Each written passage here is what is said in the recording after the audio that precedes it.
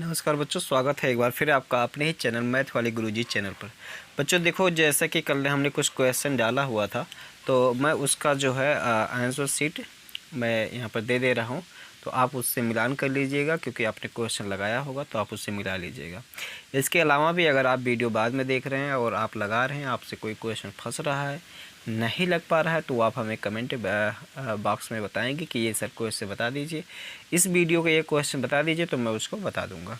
तो आज हम एक नया अध्याय शुरू करेंगे, जिस अध्याय का नाम है जो है वो है घातांक एवं करड़ी। ठीक है, घातांक एवं करड़ी, और जिसकी इंग्लिश होती है बच्चों यहाँ पर एक्सपोनेंट्स एंड रेडिकल्स। ठीक है, एंड रेडिकल्स, ये इसकी इंग्लिश होती है बच्चों। ठीक है, तो इसके इंट्रोडक्शन को समझेंगे यहाँ पर बारीकी से। तो देखो घातांक, जैसे यहाँ पर मान लो suppose 2 into two into two into two into two कितनी बार लिखा है, यहाँ पर 2 गुणे 2 गुणे 5 बार लिखा है, तो इसको हम क्या लिख सकते हैं 2 टू द पावर 5। ठीक है, इस वाले चीज़ को बोलते हैं बच्चों बेस, जिसको हिंदी में आधार बोलते हैं, और इस चीज़ को बोलते हैं पावर, जिसको हिंदी में बोलते हैं घात बच्चों। ठीक है, तो ये चीज़ होती है। तो इसी को ही हम कहते हैं घातांक के रूप में लिखना है, किसी भी संख्या को घातांक के रूप में लिखना या घातांकीय रूप। ठीक है, तो 2 का ये गुणा के रूप में मैंने लिखा है, ये विस्तारित रूप है, ये घातांकीय रूप है। ठीक, तो इतनी चीज़ें आपको समझ में आए। चलो थोड़ा सा और एग्जाम्पल कोई लेके बताते हैं, जैसे -4.5 और सॉरी -4/5 -4/5 गुणे -4/5 है ऐसे बच्चों। कितनी बार गुणा किया गया है? 4 बार। तो हम इसको ऐसे लिख सकते हैं -4 के घात पे 4 ऐसे लिख सकते हैं। ठीक है, यही होता है घातांक। ठीक है, तो इतनी चीज़ें आपने समझ पाएगी। अब देखो, जैसे यहाँ पर उदाहरण मिलेगा कि मान लो कोई यहाँ पर क्वेश्चन है, जैसे 3125 को घातांकीय संकेतन में लिखिए, घातांकीय संकेतन में लिखिए। तो देखो कैसे लिखेंगे इसको, संकेतन में लिखिए बच्चों।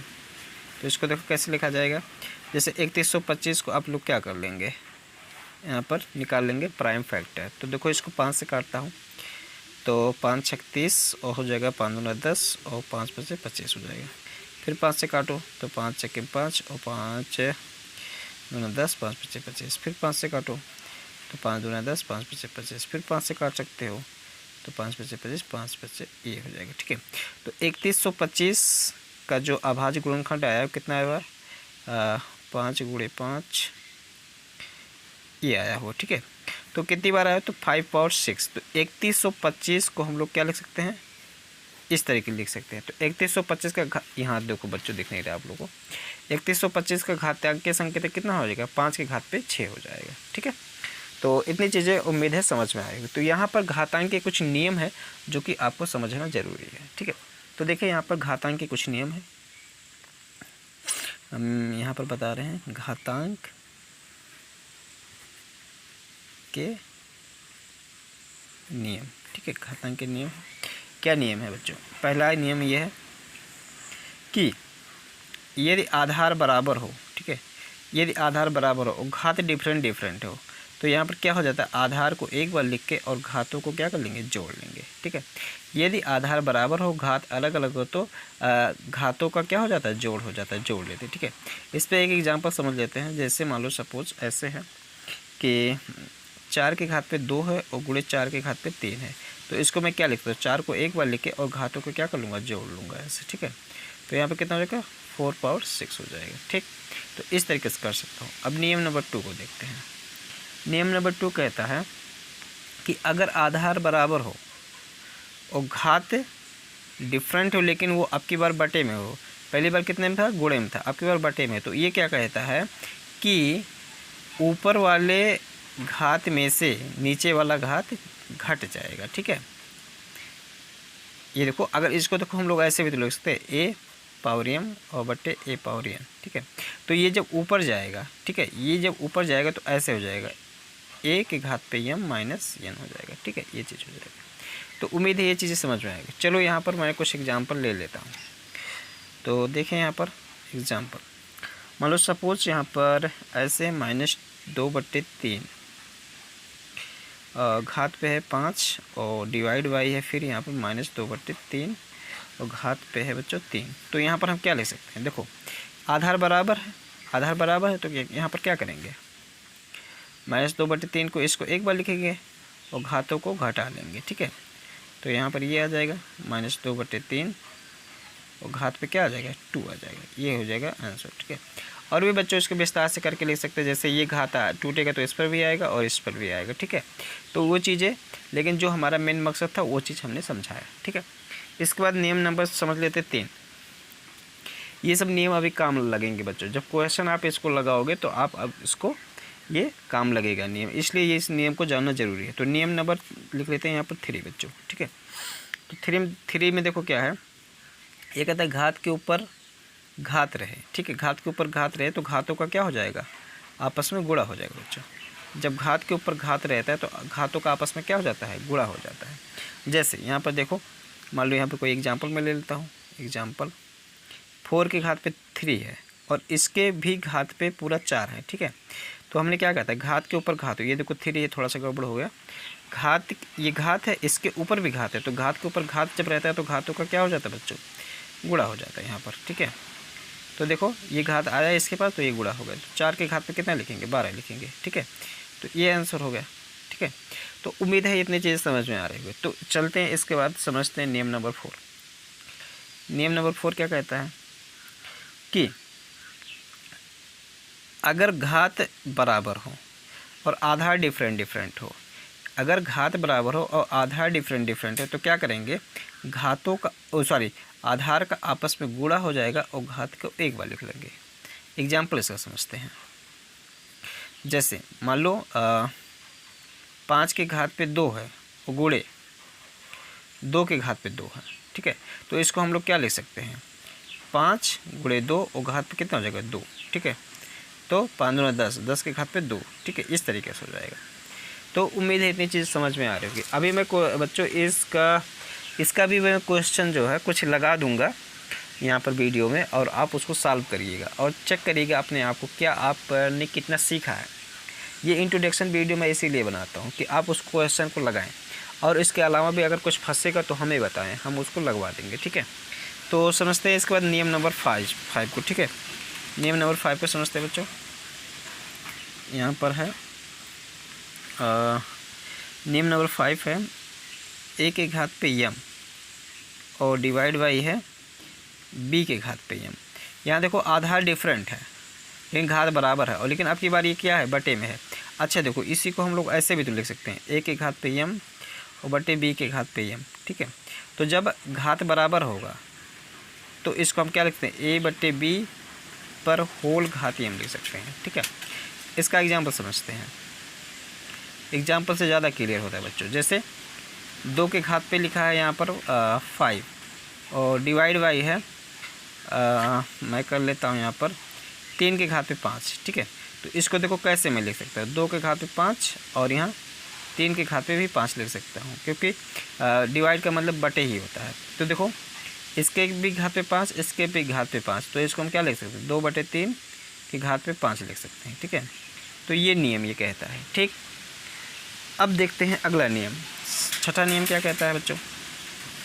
तो छठा नियम यहाँ पर है, छठा नियम कहता है a पावर 0 की वैल्यू 1 होती है। ये कैसे होती है इसको हम लोग समझते हैं।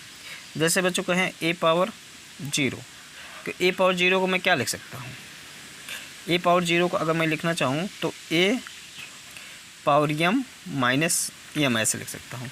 अरे m में से m निकलेगा 0 ही बचेगा, ठीक है। ऐसे कर सकता हूँ।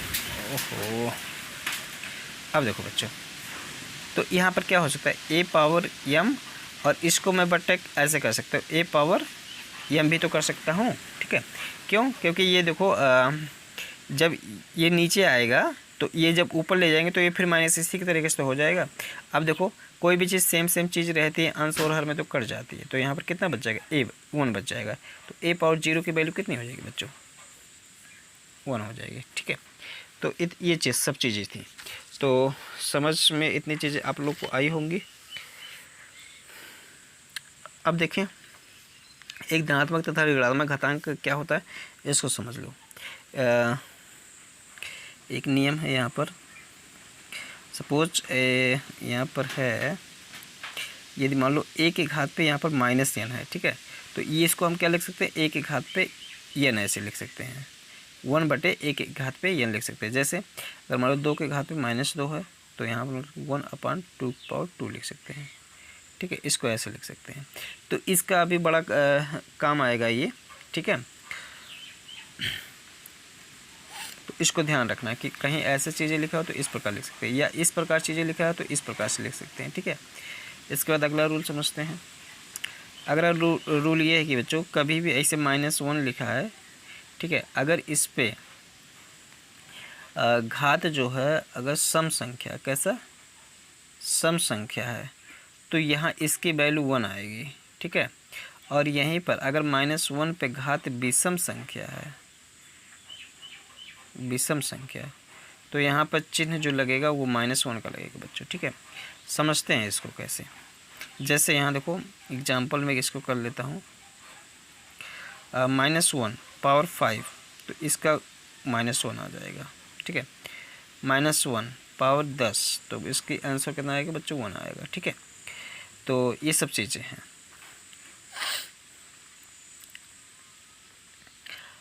देखो गुणात्मक प्रतिलोम आपने सीखा होगा, गुणात्मक प्रतिलोम, जैसे ये देखो 5/2 का गुणात्मक प्रतिलोम क्या हो जाएगा बच्चों, 2/5 हो जाएगा, ठीक है। उसी प्रकार से जैसे ये है a/b, यहाँ पर -1 है बच्चों, तो हमने क्या कहा था, इसको आप लोग ऐसे लिख सकते हो, मैं थोड़ा सा इधर कह देता हूँ, 1/, ये बड़े वाला बटे a/b लिख सकते हो, ठीक, ये चीज़ हो। अच्छा एक चीज़ और देखो यहाँ पर ध्यान से, 1 है, इसको 1/1 लिख सकता हूँ कि नहीं लिख सकता हूँ, लिख सकते हैं, बटे a/b, ठीक। अब देखो इस a का गुणा इसके साथ और b का गुणा इसके साथ हो जाएगा, इसका मतलब b का जब 1 का b के साथ गुणा हो तो क्या हो गया b, और बड़े बटे a का गुणा a के साथ होगा तो क्या हो जाएगा, a हो जाएगा, तो b/a हो जाएगा। इसका मतलब क्या, a/b पावर -1 बराबर क्या लिख सकते हैं, b/a लिख सकते हैं, ठीक। ये चीज़ें अभी डायरेक्ट यूज होंगी, तो इसको आप लोग ध्यान रखना। बढ़ते हैं आगे। अब देखो जैसे बच्चों लिखा है यहाँ पर, मैंने यहाँ पर क्या बताया, तो इसको देखें, मान लो सपोज यहाँ पर कुछ इस प्रकार से लिखा हुआ है, 3/4 और पावर लिखा हुआ बच्चों यहाँ पर -5, तो इसको हम क्या लिख सकते हैं, 4/3 और पावर क्या हो जाएगा, 5 हो जाएगा, ठीक है। तो इसको अभी हम लोग डायरेक्ट यूज करेंगे, ठीक। ये कैसे हो जाता है इसको, चलो इसको मैं बता ही देता हूँ कैसे हो जाता है। देखो यहाँ पर क्या हो जाएगा बच्चों इसको मैं क्या लिख सकता हूँ, 1/3/4 और 5 पावर लिख सकता हूँ, ठीक है। इसको मैं क्या लिख सकता हूँ, 1/1 लिख सकता हूँ, बड़े बटे लगाऊंगा, ये घात आएगा तो इस पे आएगा, 3 के घात पे 5 और 4 के घात पे क्या आ जाएगा, 5 आ जाएगा, इस तरह के लिख सकता हूँ। अब फिर देखो हमने कहा था ये इसका गुणा इसके साथ, इसका गुणा इसके साथ, तो 1/1 गुणा क्या हो जाएगा, 4 के घात पे 5 और गुणा हो जाएगा 3 के घात पे 5, तो यहाँ देखो कितना हो जाएगा बच्चों, 4 के घात पे 5 और 3 के घात पे 5, ठीक है। तो यहाँ पर देखो क्या हो जाएगा, जब आपको पता है कि घात बराबर होती हैं और वो बटे में होती हैं, तो हम लोग इसको जो है ऐसे लिख के और यहाँ घात को एक बार लिख लेते हैं। तो यही चीज़ तो मैंने यहाँ पर करा था, लेकिन डायरेक्ट यहाँ करा था ना। तो ये चीज़ आपको डायरेक्ट भी ध्यान रखनी है कि जब 3/4 ऐसे घात पे -5 तैयार है, तो इस अंदर वाले को पलट करके यहाँ पर इसका पॉजिटिव कर देंगे, ठीक है। तो इसको अभी डायरेक्ट आप लोग ध्यान रखेंगे। देखते हैं बेहद ही इंपॉर्टेंट जो है वो वैज्ञानिक संकेतन या मानक रूप है। वैज्ञानिक संकेतन, वैज्ञानिक संकेतन या मानक रूप है बच्चों, ठीक है। तो ये भी देखो बहुत ही इंपॉर्टेंट है, इसके लिए ट्रिक मैं भी साथ में बताता चलूँगा, उसको देखना। जैसे यहाँ देखो 23 है, आप इसको वैज्ञानिक संकेतन में आपको लिखना है, तो इसको क्या करेंगे, अच्छा देखो 23 को मैं ऐसे 23.0 लिख सकता हूँ, लिख सकते हो बिल्कुल सर। चलो कोई बात नहीं। अच्छा देखो, पॉइंट को जब यहाँ पर लिखना होगा, जो वैज्ञानिक संकेतन में लिखना होगा किसी भी संख्या को, तो देखो पॉइंट को हम इधर लेके आएंगे और पॉइंट के इधर एक अंक होना चाहिए जो कि 1 से 9 के बीच में होना चाहिए। तो देखो मैं अगर पॉइंट को इधर खसकाऊँगा तो 2.3, ठीक है, एक अंक इधर खस गया, तो मैं यहाँ पर क्या लिखता हूँ 10⁻1 लिखूँगा, ठीक है। जब दशमलव इधर आएगा, जितना अंक इधर खसकेगा उतना यहाँ पर 10⁻, लिख दूँगा, ठीक है। तो ये हो गया वैज्ञानिक संकेतन। सपोज यहाँ पर ये था, दूसरा मान लो दिया 230, कितना दिया हो 230। तो देखो इसको हम क्या लिख सकते हैं, 230.0 लिख सकता हूँ, चलो लिख सकते हैं बिल्कुल। अब देखो दशमलव किधर आएगा, 1 2 इधर आएगा, तो 2.3 इंटू 10⁻, कितना हो जाएगा बच्चों, 1 2 2 हो जाएगा, ठीक, इस तरीके से। तो ये वैज्ञानिक संकेतन है, ठीक है, ये वैज्ञानिक संकेतन है। एक कोई दूसरा एग्जाम्पल ले लेता हूँ, तो चलो यहाँ कोई बड़ा ले लेता हूँ, 23 ये ले लेता हूँ, ठीक है। तो इसको देखो बच्चों, मैं यहाँ पर क्या ऐसे दशमलव लगा सकता हूँ, लगा सकते हैं सर, कोई बात नहीं। अच्छा देखो अब इसको वैज्ञानिक संकेतन में लिखना है, तो दशमलव इधर आएगा, 1 2 3 4 5 6 अंक इधर आएगा, तो 2.3 इंटू 10⁻6 लिख सकते हैं। ये हो जाता है वैज्ञानिक संकेतन, ठीक है। तो उम्मीद करते हैं इतना समझ में आया होगा। चलें इसके आगे थोड़ा सा बढ़ते हैं। अब देखें जैसे यहाँ पर और भी कोई चीज़ दिया हुआ, 0.000 ऐसे है 4, ठीक है, 45। तो अब इसको वैज्ञानिक संकेतन में लिखना है, तो कैसे लिखेंगे। अब की बार देखो बच्चों, दशमलव जो है ये इधर आएगा, इधर से लेफ़्ट से राइट में जाएगा, तो कितने अंक जाना है, यहाँ तक लेके आएंगे। तो 1 2 3 4 5, तो यहाँ 4.5 इंटू 10⁻, लिखेंगे बच्चों 1 2 3 4 5, तो 10⁻⁻5 रखेंगे, ठीक है। आपकी बात ध्यान देना ये बच्चों, जब इधर से इधर आता है तो 10⁻- पे लगाएंगे, और जब इधर से इधर जाएगा दशमलव तो 10⁻+ में लगाएंगे, ठीक है। जितने अंक इधर जाएगा उतने प्लस में, और जितने अंक इधर से इधर आएगा उतने हम माइनस में लगा देंगे, ठीक है। तो एक और एग्जाम्पल मैं यहाँ पर कर लेता हूँ, और यहाँ पर आपको शायद समझ में आ रहा होगा। ये है बच्चों यहाँ पर, ठीक है। तो इसको लिखना है वैज्ञानिक संकेतन में, कैसे लिखेंगे। देखें दशमलव कितना अंक इधर आएगा, 1 2 3 4 5 6 7 8, तो 1.23 गुणे 10⁻⁻8 हो जाएगा बच्चों, ठीक है। तो ये हो जाएगा वैज्ञानिक संकेतन। तो उम्मीद करते हैं आप लोग को, अगर आप वीडियो पूरा देखे होंगे तो आपको पूरा समझ में आया होगा। तो अब मैं यहाँ पर कुछ क्वेश्चन लगा दूँगा जिसको आप लोग सॉल्व करिएगा, और अगर जो क्वेश्चन नहीं सॉल्व कर पाइएगा उसको बताइएगा, मैं सॉल्व करवाऊँगा। मिलेंगे नेक्स्ट वीडियो में।